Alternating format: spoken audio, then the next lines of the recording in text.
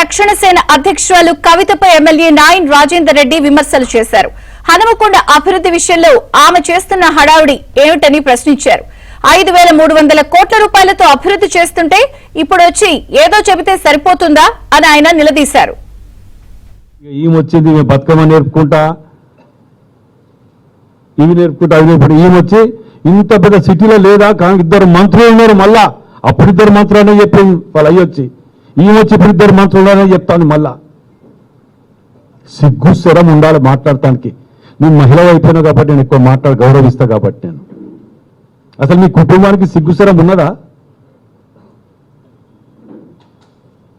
మేము 5,300 కోట్ల రూపాయలు పెట్టి నువ్వు టెండర్ పిలుస్తాను, ప్రాసెస్ అయిపోయింది, డిపిఆర్ తయారైంది, అంత అయిపోయింది, జర్మనీ నుంచి కంపెనీలు వచ్చినా ఎంఓయూ అయిపోయింది, రేపు మాపు ఓపెన్ చేస్తానికి.